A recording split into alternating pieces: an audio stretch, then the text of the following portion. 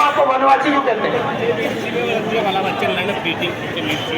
ये भाई और बहनों, इन शब्दों में बहुत बड़ा फर्क है। आदिवासी शब्द का मतलब वो लोग जो हिंदुस्तान की जमीन के पहले और असली मालिक हैं।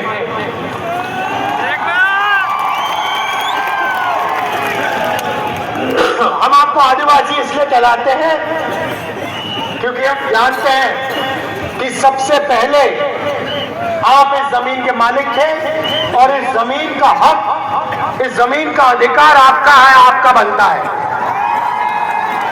और इसलिए हम पैसा कानून लाए, अधिकारी बिल लाए, आदिवासी बिल लाए, जमीन अधिकरण बिल लाए, और आपकी जो ग्राम सभाएं हैं उनको हमने शक्ति दी, पावर दी। बीजेपी आपको वनवासी कहती है, इसके पीछे उनकी सोच है। वनवासी का मतलब वो लोग जो जंगल में रहते हैं। पता नहीं आपने देखा या नहीं, बीजेपी के नेता एक आदिवासी युवा पर पेशाब कर रहा था, वीडियो वायरल हुआ, आपने देखा?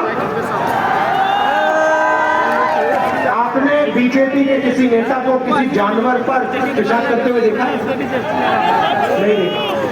जानवर पर पेशाब करते हुए नहीं देखा, मगर आदिवासी युवा पर पेशाब करते हुए देखा। और वीडियो वायरल करता है।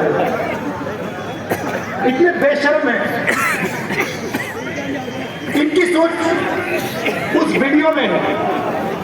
वो आपको वनवासी इसलिए कहते हैं कि वो चाहते हैं कि आप जंगल में रहो, जानवर जैसे जंगल में रहो।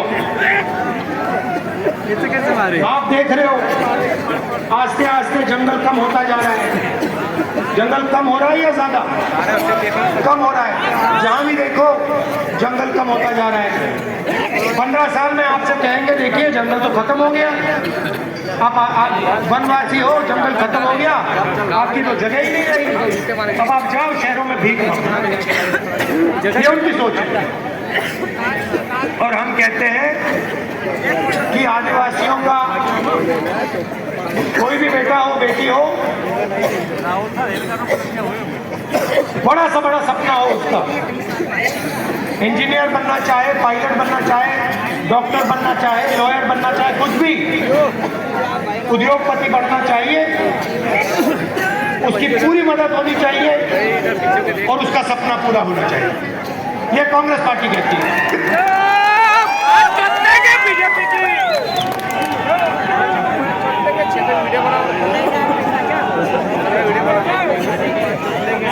आपने सुना होगा, खासतौर से आदिवासियों से बीजेपी के नेता कहते हैं देखो हिंदी पढ़ो, अंग्रेजी मत पढ़ना, अंग्रेजी नहीं पढ़नी चाहिए, हिंदुस्तान में अंग्रेजी नहीं फैलनी चाहिए। इसके पीछे इनकी सोच है, ये चाहते हैं कि इनके बेटे, इनकी बेटियां अंग्रेजी पढ़ें और आदिवासी जो हैं उनके बच्चे अंग्रेजी ना पढ़ें। अब मैं ये नहीं कह रहा हूं कि हिंदी मत पढ़ो, हिंदी पढ़नी है, मगर हिंदी के साथ अंग्रेजी भी जरूरी है। क्यों?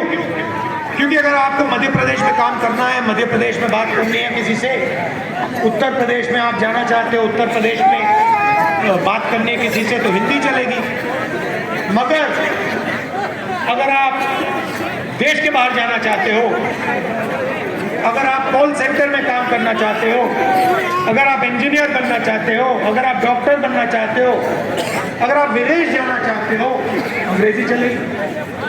तो हम चाहते हैं आदिवासी बच्चे हिंदी पढ़े मगर अंग्रेजी भी पढ़े, कि जो सपना दूसरे लोग देखते हैं वो सपना आदिवासी भी देख पाए।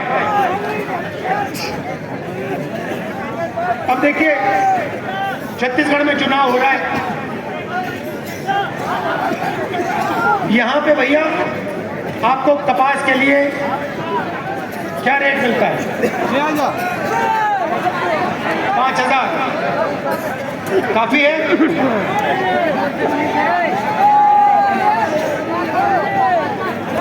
ये अब देखिए, उदाहरण देता हूं आपको। छत्तीसगढ़ में हमने जाके वायदा किया कि कर्जा माफ होगा और धान के लिए 2,500 रुपए प्रति क्विंटल मिलेगा। छत्तीसगढ़ में हमने किया और हमने ये वायदा किया और पूरा कर दिया उसको जाके।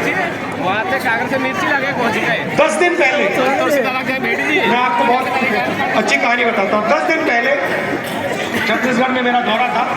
15 दिन पहले किसानों से बातचीत हुई। मैंने किसान से पूछा, भैया बताओ धान काटी थी, आपके खेत का दाम क्या है, मतलब खेत कितने का है। मुझे कहता है, राहुल जी मुझे दाम नहीं मालूम। मैंने कहा, भाई तुम्हें दाम कैसे नहीं मालूम, तुम्हारा खेत है। मुझे जवाब देता है, राहुल जी जब से छत्तीसगढ़ की सरकार ने हमें 2,500 रुपए प्रति क्विंटल धान के लिए दिया है, तब से यहाँ पे कोई किसान अपना खेत नहीं बेचना चाहता। मैं नहीं जानना चाहता कितने का है, क्योंकि मैं तो कभी बेचूंगा ही नहीं।